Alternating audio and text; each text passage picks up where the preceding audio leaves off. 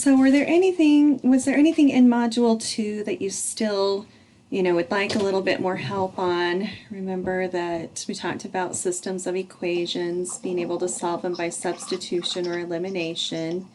And then we had some story problems, right? And then solving 3 equations and 3 variables, and then also solving 2 by 2 matrices.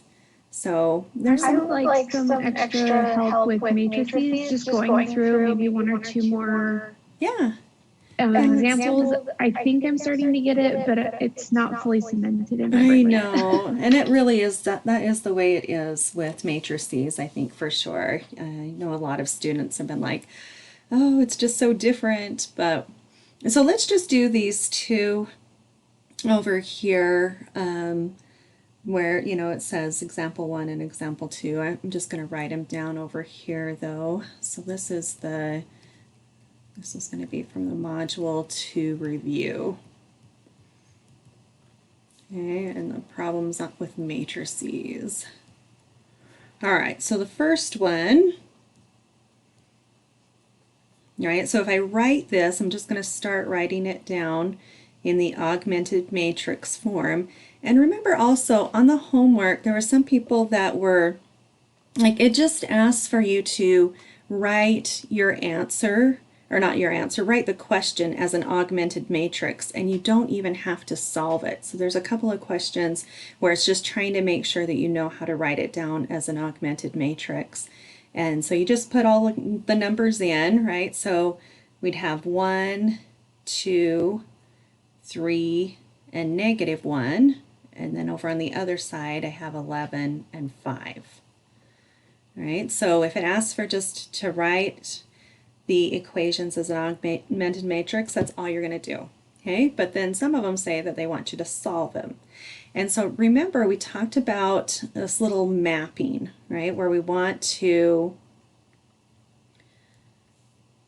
start in the upper left-hand corner, make that a 1. Then we're going to move down here to make that bottom left-hand corner a 0. Move over to the right, and then up. So it's kind of like you're doing this U shape, right? And the reason for that, it's not like you have to do it in this order, but those of you that maybe have struggled, through it and stuff, and you haven't followed this order, you might notice that you go and change, something to a 1 or a 0, and then in the next step, it happens that those 1s and 0s are no longer 1s and 0s. So that gets really frustrating for a lot of students. But if you do it in this order, then that's not going to happen. Okay, so we can see we have a 1 in that upper left-hand corner, which is good. That's where we want it. Okay, and then so we want to make this 3 into a 0 next. So I'm going to write over here what it is I'm doing. So remember, you're going to, so since I have 3 here, I want to multiply this top row by a -3 so that when I add it to 3, I get a 0. So we're always thinking of kind of what's the opposite of that number. All right, so I'm going to do -3 times row 1 plus row 2. And then remember, when you're adding these rows together like this, doing this multiply and add business, the only row that's changing is row 2. Okay, so let's go through, and I'm just going to write row 1, down so I don't forget. I'm not changing anything there. That one's staying the same. Okay, but if it helps you to do a little bit of, work out to the side, then do that. So if I'm doing -3 times all of row 1, so I'll do that first. So -3 times 1 is -3. -3 times 2 is -6. -3 times 11 is -33. And then remember, now I'm adding it to row 2. So I'm just going to write these underneath here and then add this up. All right, so I get 0, -7, and then make sure that you're, subtracting these here, right? So -28. So that is what's going to go into that new second row. right? And remember, you don't have to show this workout to the side. And just for a lot of students, it's helpful to see what you're doing. But you can do it all just kind of in your brain too, as you're doing, like -3 times 1 is -3 plus 3 is 0. All right, we write that in there. -3 times 2 is -6, minus 1 is -7. Right? -3 times 11 is -33, plus 5 is -28. Right? So you could, do it either way, but that's kind of the ways to think through there. All right, so now, right, we've got our 1 and our 0, so now we want a 1 in that lower right-hand corner. Does anybody remember how do we make 1s? What's a good way to go about making 1s?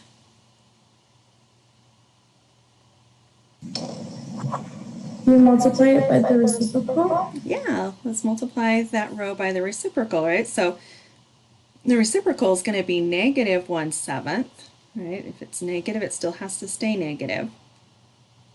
And then times that by row 2. Right, so let's see when we do that. All right, so row 1 again is not changing, so let's just leave that one. And then multiply the bottom row by -1/7, or like I said, if you're in your brain, it's easier for you to think of, I'm really dividing it by -7. That's fine. So we'd have 0, we'd have 1, -28 divided by -7 is +4. All right. Okay, so now we just have one number left to change. We got to get that 2 in the upper right-hand corner to be a 0. Okay, how would we go about doing that?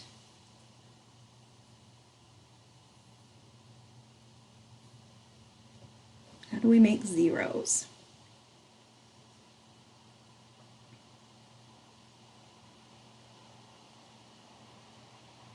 How did we make that 0 before? How did we make this 0? So we're going to go about it kind of similarly to make that 2 into a 0. Any of you know?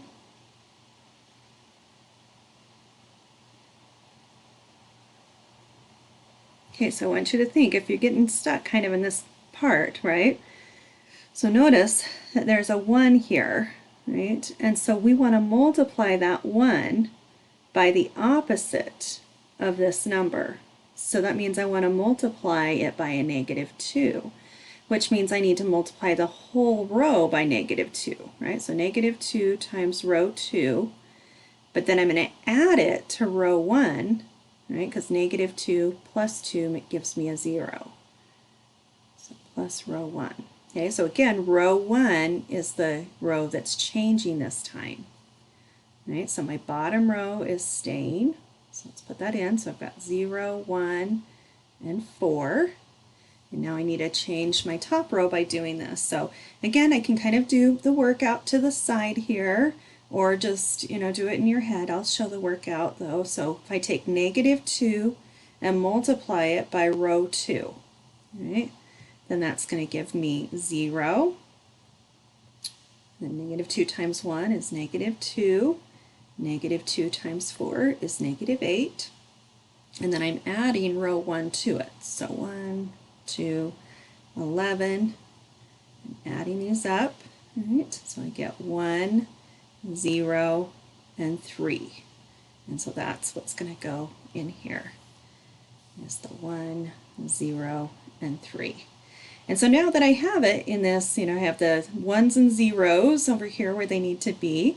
Now I have my answers. So I can see that my answers are going to be x equals 3 and x equals 4. Or I could write it as an ordered pair, and that's a better way to go about it, because what we're really talking about is this point, right, that these two lines have in common. That's where those two lines are crossing each other, is at 3, 4. All right, is there anything else on there I can help explain a little bit more?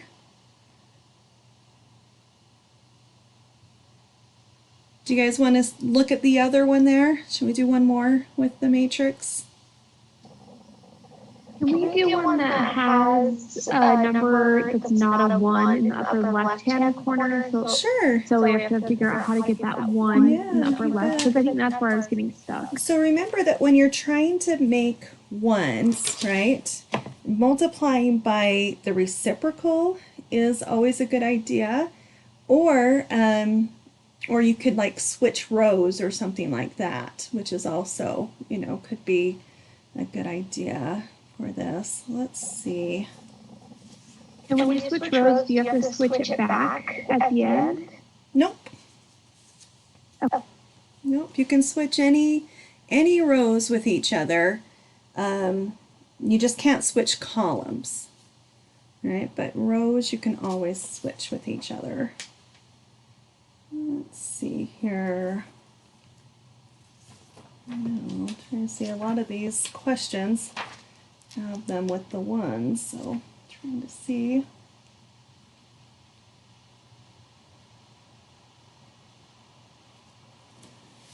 All right, let's try this one.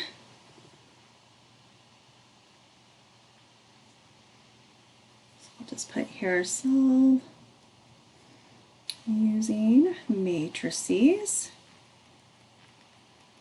Right, and so my equations are 2x plus y equals 3, and then 6x plus 2y equals 4.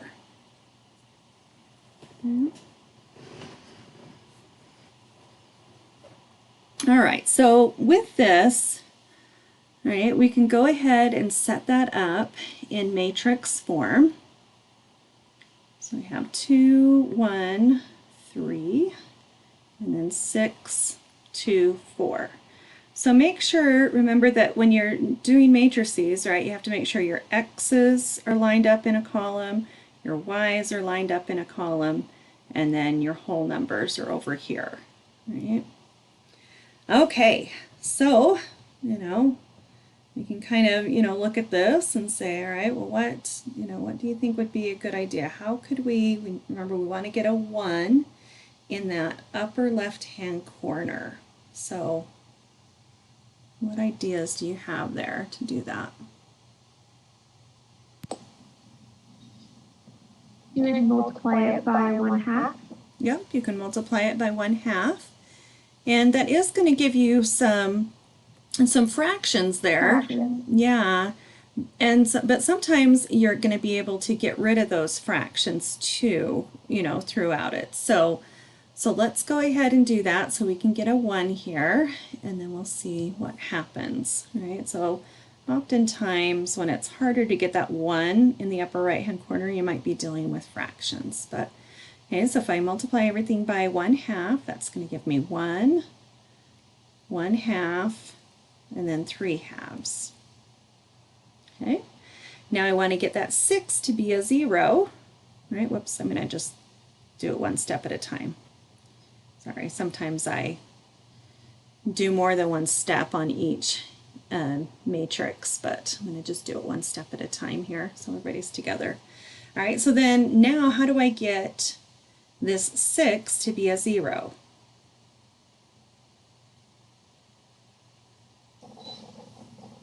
Multiply R1 by -6 and then add it to R2. Yeah. So wait a minute. Yeah, multiply R1 and then add it to R2, right? So R2 is the one that is going to be changing on this, right? So let's go ahead and write down our row 1, because that's not going to change. We're going to leave it like that.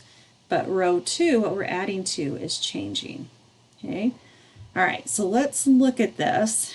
So if we're doing -6 times row 1, you write it over here, right? So that would give me -6, and then -6 times 1/2, right? I mean, remember that when you're multiplying fractions, right, you can really kind of reduce them there. So that's really going to give us -3, and then -6 times 3/2,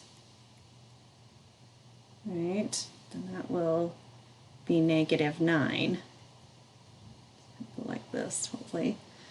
Make sure, and then I can add it to my row 2, right, which is 6, 2, and 4. Right, so sometimes just doing a little workout here to the side can be really helpful, so don't, worry about doing some workout there to the side. All right, so I get 0, -1, and then -5. All right, so that's what I'm going to write here on my row 2. So 0, -1, and -5. All right, now I want to get that -1 to be a 1, and that would just be easy to do by just multiplying that row just by a -1, right? So -1 times row 2, that will get a 1 there instead of a -1. So let's do that next. So again, the top line hasn't changed, right? And then here I have 0, 1, and +5 now. Okay, and now I want to get that 1/2 to be a 0, right? So on this one, I might have to be multiplying by a fraction here. So I'm going to do -1/2 times row 2 plus row 1. Right? And again, I'm going to just do that out to the side just to make sure everybody's good with it. So -1/2 times row 2. So anything times 0 is still 0. -1/2 times 1 is -1/2, and -1/2 times 5 is going to be -5/2. And then I just need to add row 1 to it. So 1, 1/2, and 3/2. Right? So then when I add those together, I get 1, 0, and -2/2, right? Which is really just going to be a -1. So when I write this back in here, right, remember my row 2 didn't change, so it's still a 0, 1, and 5. And now this is my new row 1. So 1, 0, and -1. And so that means my answer is going to be the point -5, or -1, 5. That is the point that those two lines have in common there. Okay. All right, well, I hope that is helpful. I know sometimes just, working with these matrices and stuff, it does just take practice. But remember, the easiest way to make a 1 is to multiply by the reciprocal, and the easiest way to make a 0 is by either adding the two rows together, or you have to multiply one row by its opposite and then add it to it. So if you can kind of keep those things, straight in your mind, then and then follow that mapping that I showed you, then you should be able to get these pretty good. Okay. All right. Well, I say let's move on to the stuff for Module 3 today, because we do need to talk about some stuff with Module 3. We're going to be discussing 3.1 and 3.2.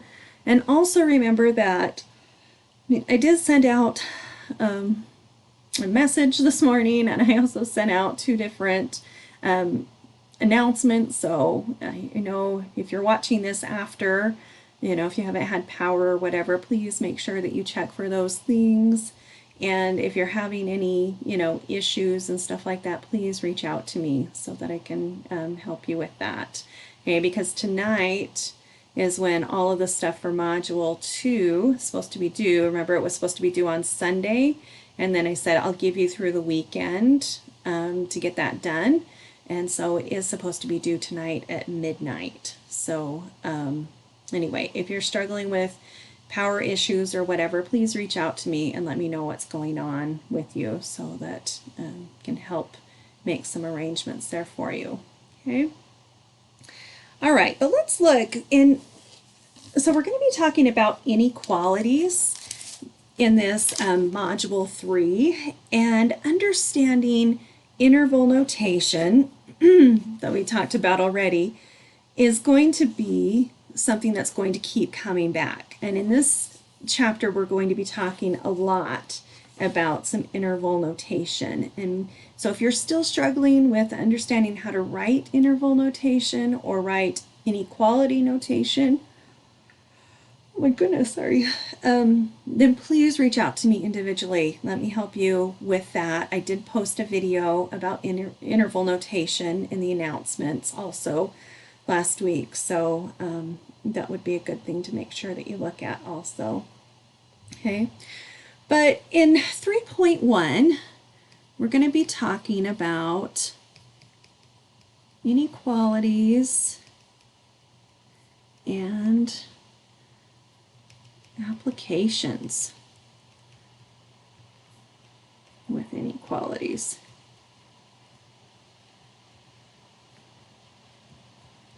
All right, so let's first of all talk about, you're going to see some words, and these words, when we're dealing with the applications, are going to be well, actually, maybe before we do that, let's do a couple that don't have the words yet, and we'll talk about the applications in just a minute on this.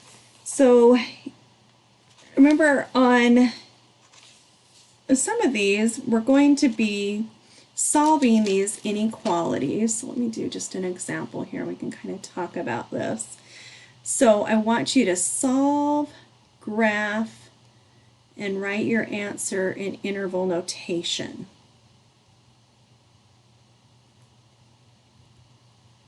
Okay. And so the question says this. So 8x minus 3 times 3x plus 2 minus 4 is greater than or equal to 3 times x plus 4 in parentheses and then minus 2x. Okay, so this is kind of a long one here, right? But hopefully you've watched taken the notes, watched the videos and stuff like that, taken some notes on it, where they had some that were, less involved than this, but it's all pretty much the same, where we're trying to solve these, and you want to always solve them so that the x is on the left-hand side. Otherwise, you're going to be reading that inequality backwards. Okay, so I'm just going to make a note here. Solve to get x by itself on left side. Okay, like I said, if you can put it over there to the right, but then you have to read that inequality backwards. So I usually just tell students, whenever you're solving inequalities, just get that x by itself on the left side. Okay, so we've got a lot of simplifying that we have to do here first. So it looks like there's some distributing that needs to occur, right? So we've got this -3 that we've got to distribute, both of those. Now we have to take 3 and distribute that through. My power just flickered. I hope I hope we are able to stay on the whole time on this. Okay, so let's distribute that through. So we've got 8x minus 9x minus 6, and then we still have that minus 4. It's greater than or equal to, now let's distribute that 3 through, 3x plus 12 minus 2x. Now let's get our like terms together. Right? So we've got a negative x, and then we've got a minus 10 there. It is greater than or equal to x, right, plus 12. All right, so again, remember, I'm trying to move this stuff to the left-hand side so it's easier for me to read. So I'm actually going to subtract my x over to the left-hand side there, right? And then I'm going to add my 10 over to the right-hand side. So that'll give me negative 2x, right, is greater than or equal to 22. And then to get x by itself, I need to divide by -2. But can somebody remind us what happens when we multiply or divide by a negative when we're dealing with inequalities? We have to remember to do. You have to flip the sign. Yeah, we're going to flip that inequality sign the other way.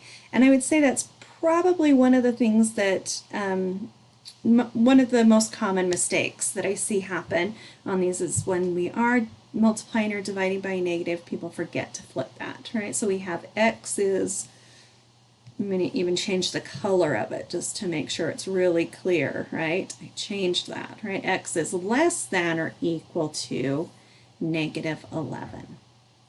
Okay, so there's my answer, but now I need to graph it. So let's just make a little number line here, right? And here's negative 11 and 0 somewhere over there, right? But this is, so my answer, right, my solutions are going to be all the stuff that is less than or equal to negative 11. So since it's equal to, that's going to be a closed-in circle. And then you can kind of see like how this is, it looks like an arrow like pointing to the left, right? So it's all of the stuff this way, right? Okay, then how would I write that answer in interval notation?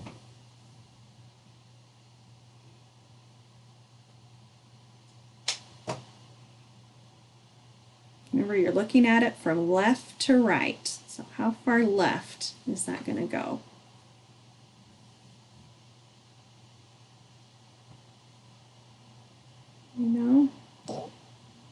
Would it be all the way to negative infinity? Yeah, it is. So, and remember, whenever there's infinity or negative infinity, when you write interval notation, it always has the parenthesis next to it because you can't ever get to infinity, right? It just is a number, this idea of going on forever. So we've got negative infinity to negative 11, but it includes negative 11. There's a closed-in circle, so that means I need to have a square bracket on that side.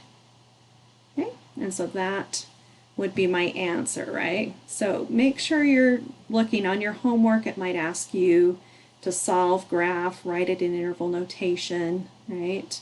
But sometimes it might just ask for like interval notation, but it's going to be easiest, even if it doesn't ask you to graph it on your own paper so that you can see what that interval notation will be. Okay, but remember, you're always looking at it from left to right whenever you're writing interval notation. Another common mistake that I see is that students say negative 11 to negative infinity, right? But that's incorrect because we're talking about from left to right, and that doesn't move from left to right. So I'm supposed to say negative infinity. Anyway, so yeah, so just be careful with that. Okay. All right, let's talk a little bit now about some words, because like I said, there's going to be some words in the story problems that we're going to be talking about that you need to make sure that you understand. Are they talking about like a less than symbol or a less than or equal to? Is it a greater than symbol or a greater than or equal to? Because we have those 4 different options there, right? So when you see less than, right? So this symbol right here, right? And so sometimes you'll hear it will just say the words less than, right? Or sometimes it'll say fewer than. Okay? But if you see this symbol, this less than or equal to, right? Or when we're going to use this symbol, I should say, you might see the words at most. Right? So if we say, I have at most, 5 apples or something like that, right? That means I could have 5 apples. That's why I have the equal to part, right? But I could have less than that. Okay, so at most, or maybe the word maximum, or no more than, or cannot exceed. Okay, so these words, all of these words here mean that you're going to use that symbol, that less than or equal to. Okay, all right, let's look at the greater than ones now. So if I have words like more than, then that means I'm going to use a greater than symbol, or it might say must exceed. Right? Then remember, it can't equal that, it has to be greater than it, is what that's saying, right? If it must exceed it. Okay, but there's other words when we'll use the greater than or equal to. So if they use the words at least, right, minimum, or no less than. Okay, and there could be a few other words that go along with. These are probably the most common ones that you might see in some story problems and stuff. Okay, so oh, I forgot that I didn't extend this out more here. Actually, maybe I'll just, I'm going to pull up one of the assignments. Let's see.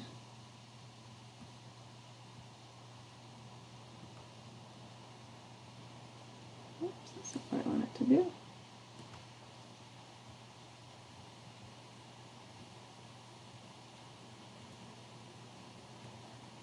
All right, go to modules. Let me go to 3.1 homework. I want to look at number 9 there. This is like one of those story problems that sometimes students struggle with.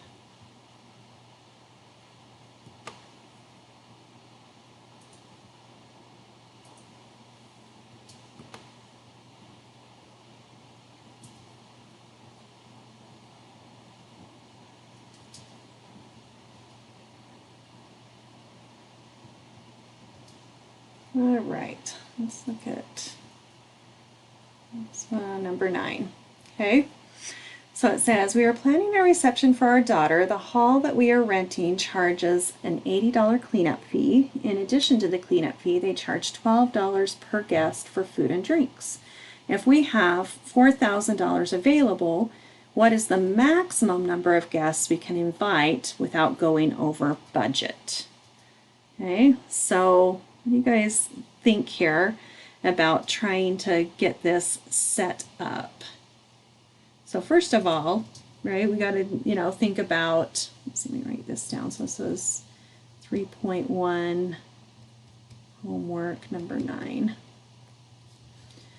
All right, so first we need to think about what we're going to let x equal. Well, x is the maximum number of guests, right? So I'm going to say number of guests is what we're going to call x.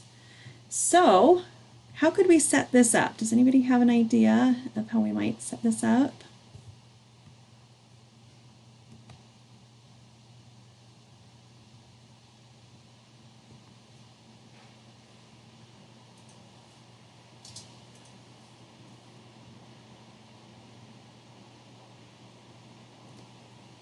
Well, let's look at the part that is the, so there's like a fixed charge. So if only one person even shows up to the reception, they're still going to charge an $80 cleaning fee, right? It doesn't matter how many guests show up. So we know we're going to have 80, right? Plus, well, how are they charging? Well, they're charging $12 per guest. And we say that x is the number of guests, so 12 times x, right? Okay, now this is kind of where you got to make sure you know what we're doing here. Is it going to be like greater than, less than, greater than or equal to, less than or equal to? What do you guys think here?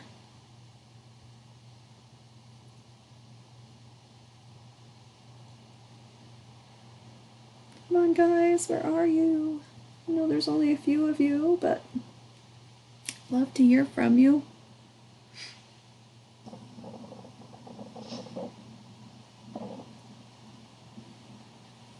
So since we see the word, what did you say?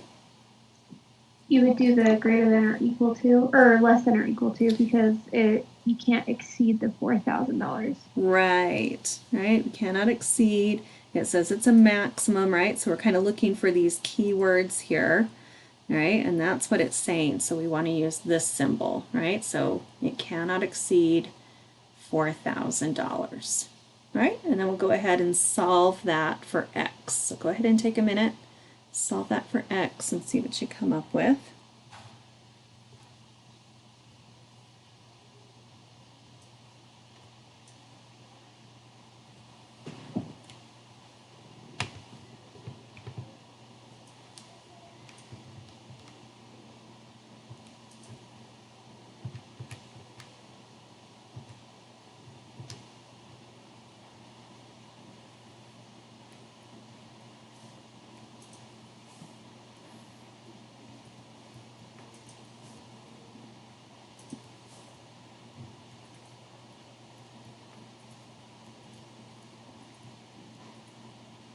Okay, so what are you thinking here then?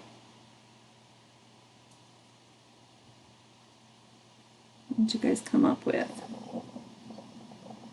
We can't exceed 326 guests. Okay, yeah. So even though you came up with like 326.6666666666, right?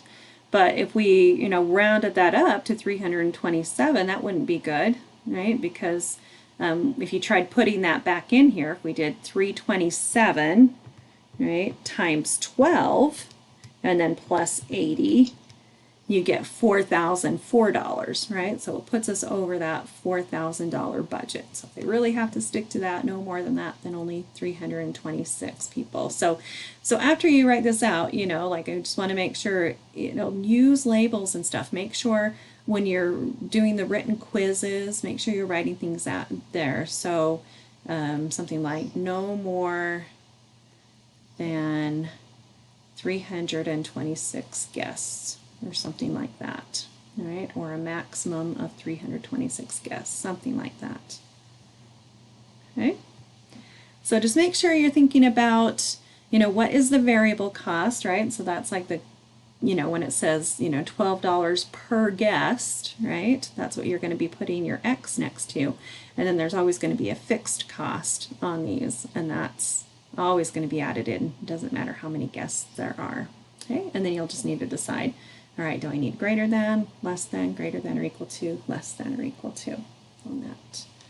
Okay? Are there questions on that one?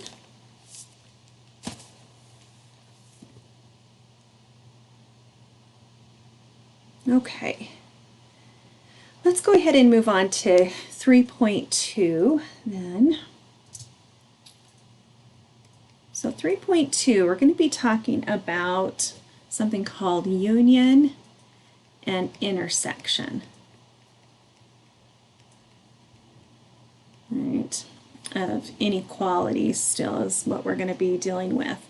But let's first define these things to make sure that it is clear what it is we're trying to find. Like, we've got to know these words. So when we're talking about the intersection, we're talking about elements common to both sets.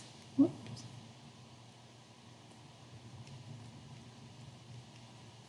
And sometimes there might be more than 2 sets. There could be 3 sets or 4 sets, right?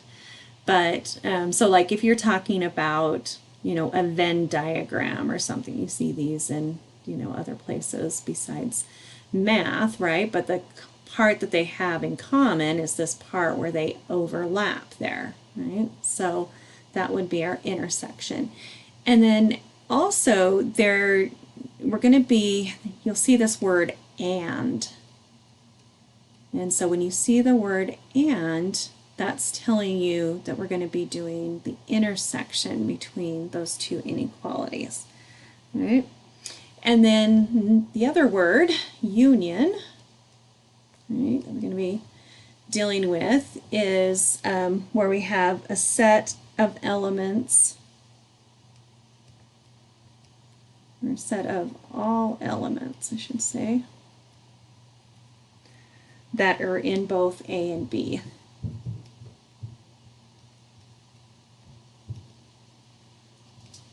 I'll just say both sets. Okay. And so, on this one, you're going to be, when you see the word or, that's going to be telling you that we want to find the union of them. And the union, if I was thinking of a Venn diagram again, right, whoops. Let me draw my little Venn diagram here again. All right. But the union, it means everything, right? In both sets. Okay, so everything in like set A, everything in set B, everything, right? Where the intersection is just the parts they have in common. Okay, so that's the biggest difference between this. And one way that I have had some students remember what intersection is they think about like an intersection in a road, right? So if you have, here's a street going this way and a street going this way, well, the intersection, right, is where those two roads, right, cross each other. So that intersection, right, that's what they talk about, like, that's actually what it calls it, if you have like street lights and stuff like that. So there is the intersection. So that's another way to try and help you remember the difference between those two. Okay. All right, so let's do a couple of examples where we have some with saying and statements and then some that are or statements. Okay. Let's do an and statement first. So if I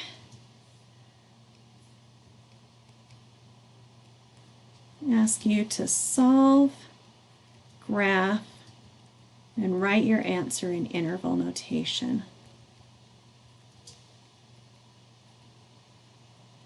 Okay. And we're given these two different inequalities. So 2x minus 5 is greater than negative 3, right? And 5x plus 2 is greater than 17. Okay, so you're just going to solve each of these individually, and then we're going to graph them on the same number line to see where their intersection is this time, because since it's an and statement, right, we're trying to figure out where do these graphs overlap each other. That's what we're looking at. So let's go ahead and solve these just individually first. So let's add the 5 over. So 2x is greater than 2, and so x is greater than 1. And let's do this side, this other one. So we get 5x is greater than 15, and so x is greater than 3. Right, so now I need to draw a number line because I'm going to graph this. Right, I'm going to graph them in two different colors just to make sure it's easier to see here. Right, but I've got, let's say, here's 1 and here's 3. Right, so let's see. So I'll graph this one in orange. So x is greater than 1. So that means I have an open circle here, right? Because it doesn't have the equal to part. It's just the greater than part. So open circle, and then all the stuff to the right there. Right? And then if I do my other one, so x is greater than 3. Right? Then on this one, open circle at 3. Right? And all the stuff that's greater than 3 is still to the right. So it's over this way. Okay, so help me figure out then, what would my answer be? Where is the intersection of these two solutions? Anybody know? Tell by looking at that graph.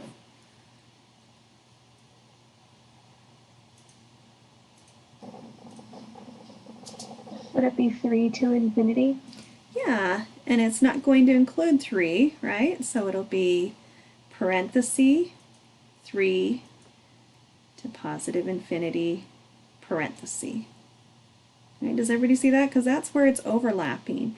And a lot of times with and statements, it is the stuff in between, but not always. So I wanted to do an example like this so you can see that, it's not always going to be in between those two numbers that you find. So it's best to graph them out and see where that overlap is at. And this is where those overlap, is from 3 to infinity. That's what they have in common. Okay.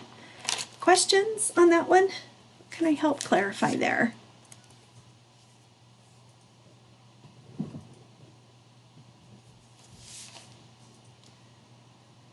All right, let's try an or statement now. All right, so example 2. So same instructions. We're going to solve, graph, and write our answers in interval notation. And I'm given this time. So 2x plus 7 is less than negative 11, right? Or negative 3x minus 2 is less than or equal to 13. All right, so I'm going to give you just a couple minutes. I want you to solve these out individually and then try and graph them and see what happens there. Okay, so let me give you just a couple minutes to try it.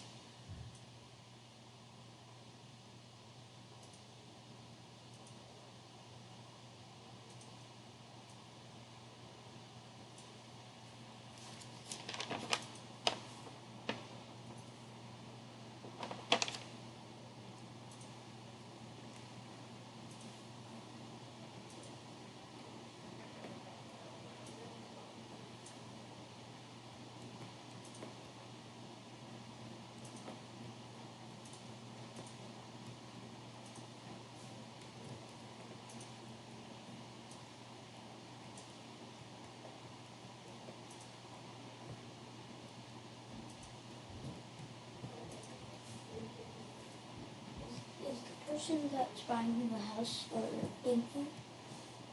That's just their agent.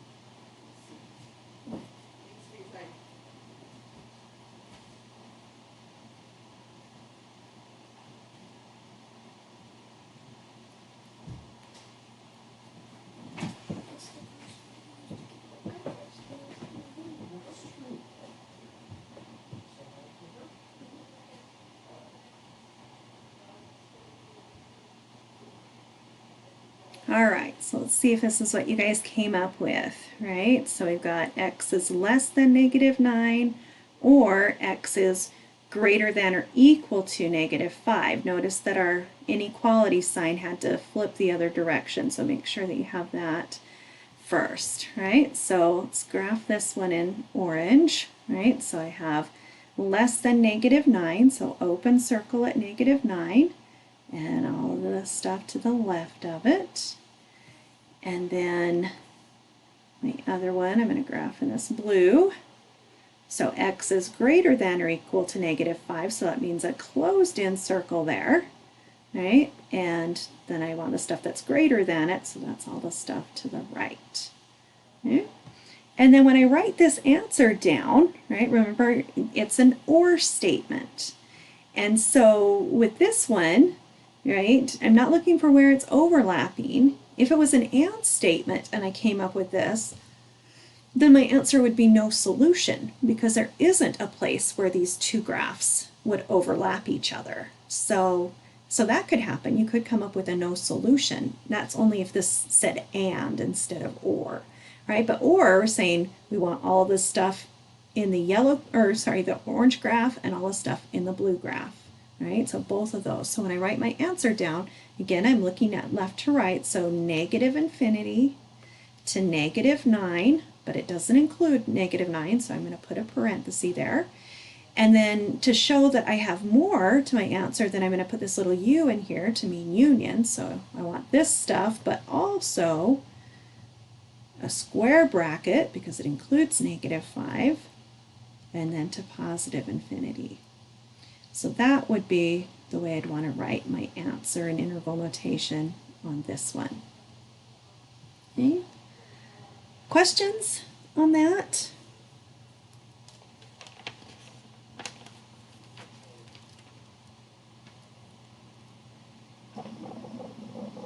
I do have a question on the homework.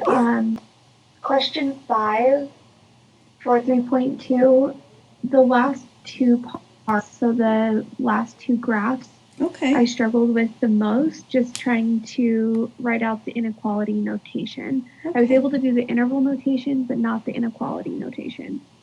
Okay, let me look at it and see. So you said it was number 5?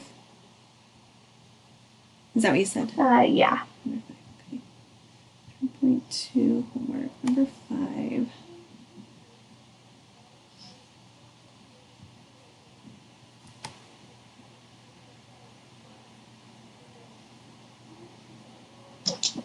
Okay, so these last two, you just weren't sure how to write those down? Yeah, Is that what you're saying? I finally got it, but I still don't know if it's cemented in my brain if I'm writing the inequality notation correctly. Okay, yeah, you bet. So, yeah, so on the inequality notation, it is a little bit, different and stuff, but make sure that you see when you come over here to that inequality, right, that you kind of use that part there. So what would you think this one would be? Whoops, let me click off of there then again. How would you write that, do you think? Anybody know?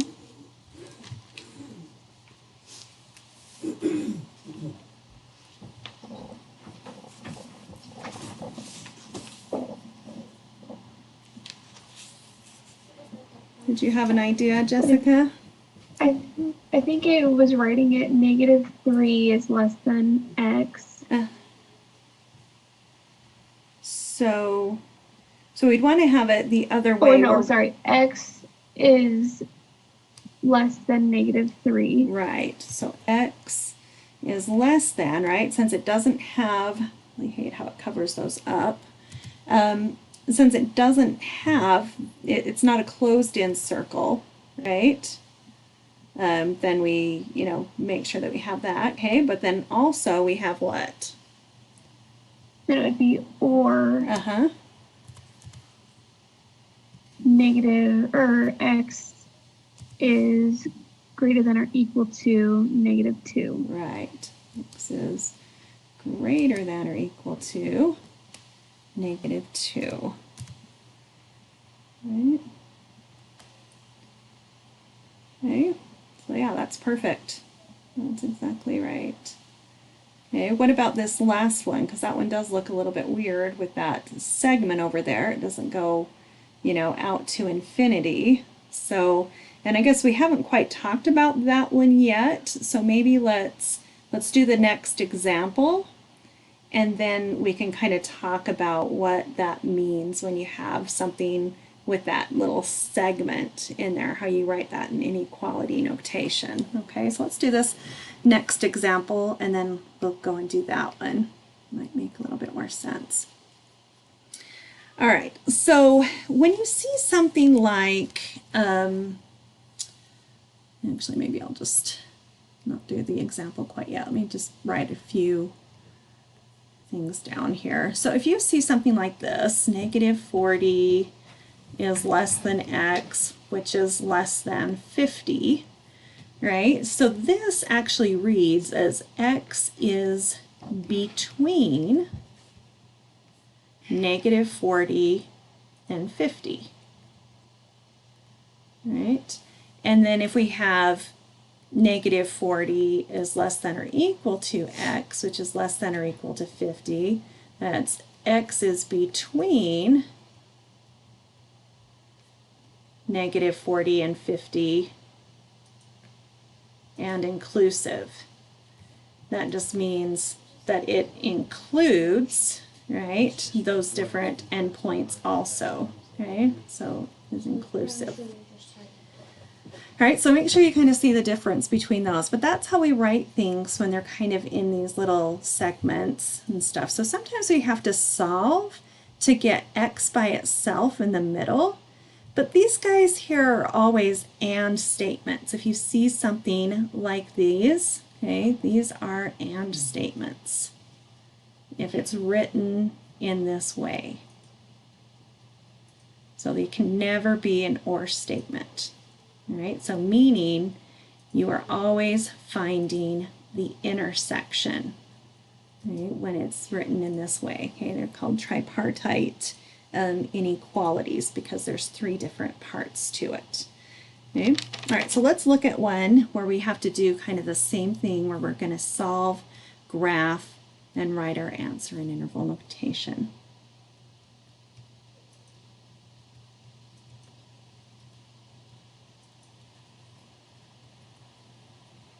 Okay, so if we have 2 is greater than negative 4x plus 2, which is greater than or equal to negative 6. Right? So you're trying to solve this to get x by itself in the middle. Okay, so get x by itself in the middle. Okay, so if it has those 3 different parts, you can't really get everything over to the left-hand side, so we're going to get x by itself in the middle. So when we do this, just like, I mean, you could kind of forget about this greater than or equal to negative 6 for a second, but I like to keep it all there because it's just easier. So the first thing I want to do to get rid of the stuff in the middle, right, to get x by itself is I'm going to subtract 2. And if I subtract 2 here, I've got to subtract 2 on the left-hand side, and I need to subtract 2 on the right-hand side, right? So I'm doing that in 3 different parts when I have this tripartite, right? So I have 0 is greater than negative 4x, which is greater than or equal to negative 8. All right. Then what should I do from here? Does that have an idea? You divide by negative 4. Yeah, exactly. All right, so we want to, dang it. I just don't like how this chat box just goes away sometimes. Yeah, so we're going to divide everything by negative 4, and since we're dividing by a negative, right, I've got to divide every single part by negative 4, but dividing by a negative means I've got to flip those inequality signs. Well, 0 divided by anything is still 0, right? But now this inequality sign is going to flip the other way. In the middle, right, I just have x left, which is what I was trying to get. And then I'm going to be the inequality sign. The other one still needs to change ways also, so less than or equal to. And the negative 8 divided by negative 4 is positive 2. So this is saying, my answer is x is between 0 and 2. Right? So when I graph this, right, here's my 0 and here's my 2. Right? And notice that it includes 2, but it doesn't include 0. So I'll have a closed circle at 2, but an open circle at 0. And then I just want all of the stuff in between it, right? Now you could look at these separately and you'd still come up with that same answer, and some people like to do that. So let me just do this. So when we read this, right, so here, let me try and do this. So here is one of my answers, right? X is less than or equal to 2. So if I graphed that on here, right, that would be closed circle there, and then everything to the left, right? And then the other one here, and you got to be really careful with this because this one we're reading backwards. So when we read it, we're reading x is greater than 0, not less than 0, because we have to read that backwards since x is on the right-hand side, not the left-hand side. And so here's my 0, right? And stuff that is greater than 0 is all this stuff this way.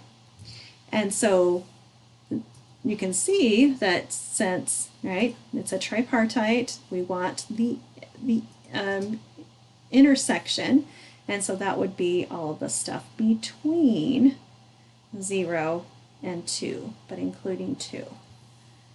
All right, so when I write that answer down, I have open circle, 0 to 2, closed bracket. Is that clear? Is that questions there? Yeah, I do have a question. I don't know if it's a silly one or not, but when you're doing these kinds of inequalities, Yeah. can the signs be switched so it would be 0 and then the greater sign x greater sign 2? Can it be written that way, or is it always going to be No, it written in can't. this That's a fashion? good question. So if we had this, right, this doesn't make any sense because this is saying x is greater than 2, right? So here's my 2, and it would be the stuff this way, and x is less than 0, which would be all the stuff this way. And remember, these are and statements, so this is where they're overlapping each other. So when you see it in this tripartite, they always will have the signs going. It's going to always be less than sign. So less than or equal to, or just less than, right? Whatever.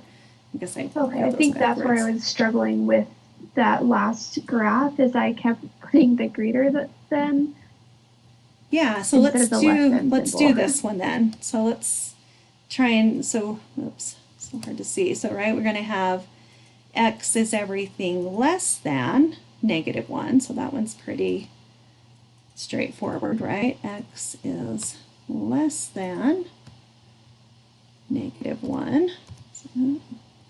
Okay, but then this is an and, or sorry, it is still going to be an or statement because they're not in between there. So yeah, this one is kind of weird. Okay.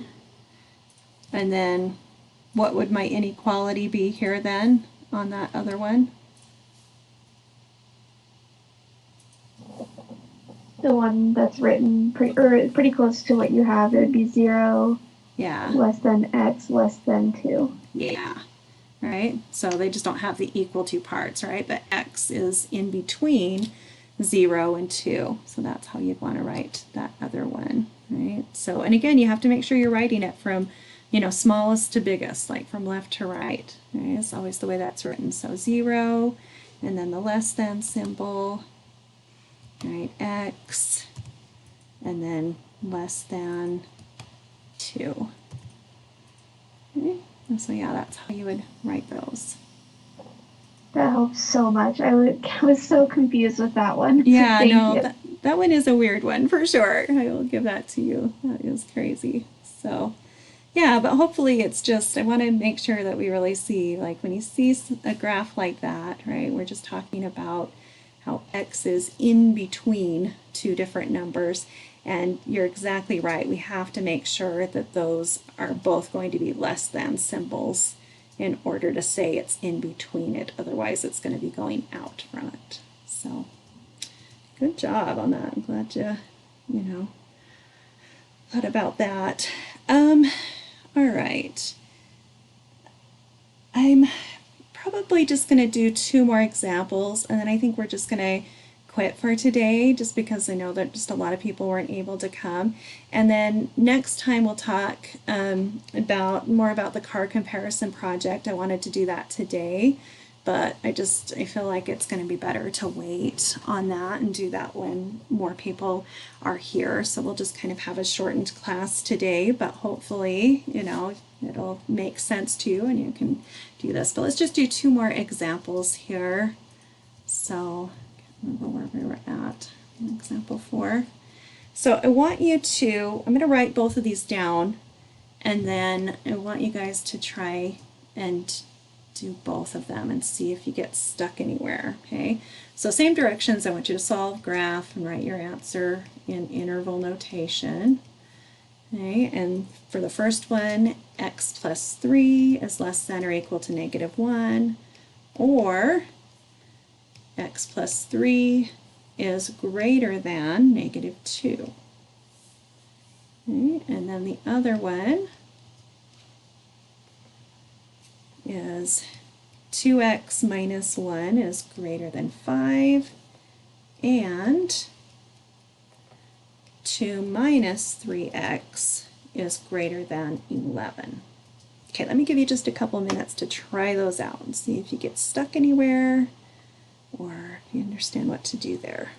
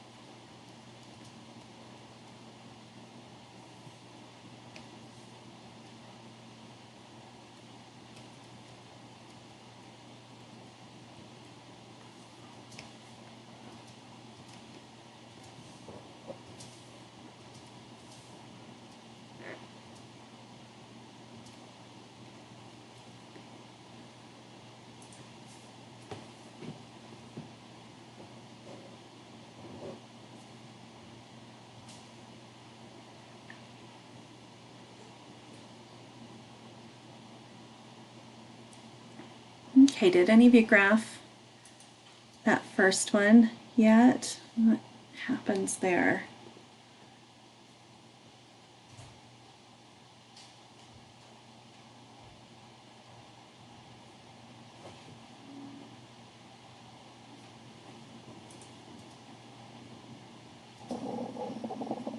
It'd be a closed circle on the -5. Or sorry, the -4. Closed circle on the -4. And then which way? Hold on, I did it wrong. And then it would go to the left, so towards -infinity, Okay. because it's less than. And then And then the -5 would be a open circle, and it would go towards positive infinity, so towards the right. Okay. So what does that mean our answer would be on this one then?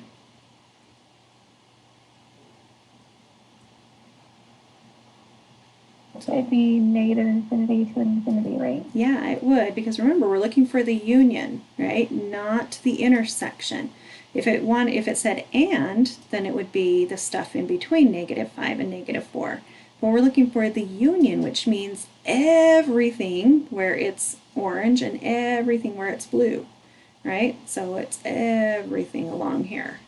So that would be all real numbers or -infinity to positive infinity. Okay. All right, what about on this bottom one? So let's graph these. So hopefully get on this one, make sure you remembered on that second one we're dividing by a negative, so we had to flip that inequality sign. So watch those things carefully. All right, so if I have x is greater than 3, right, so I'll have an open circle here and all the stuff to the right. And then my other one, x is less than -3, So open circle there and all the stuff to the left. Okay, but again, this time I'm looking for the intersection. So where do those guys intersect? It would be 0 does not exist. Yeah, so it's like, so sometimes you'll see this little symbol, which just, it means the empty set. Or that's also DNE, does not exist, right? Or no solution. There's a lot of different ways to say this, but basically what's happening is these graphs don't overlap anywhere, right? So there's no place that they could be in common because they don't overlap. Okay? So that's why we get this empty set, does not exist, no solution. Like sometimes, depending on like the book and stuff like that, sometimes they'll use these different words and stuff, but they all mean the same thing, right? Because intersection, we're trying to figure out where do they overlap, and these guys don't overlap. Okay. All right, questions on either of those? Maybe one other thing, I get this question a lot from students. You know, you could only end up with a negative infinity to positive infinity if it's an or statement, and you could only end up with a does not exist if it's an and statement. So sometimes I get that question a lot from students. You know, because they've kind of, when they start going through things, they kind of notice this pattern and then they're like, is that always that way? And it is, okay, going to have to always be that way. So, all right, well, I hope you guys have a good day, and we're just going to stop there today, but please reach out to me if you have questions, if you know, or if you want to stay on, if you have some more things like off of the Module 2 review that you wanted to look at, we can look at that individually if you want to also, okay? But I hope you guys have a good day, and we will see you guys on Thursday, okay?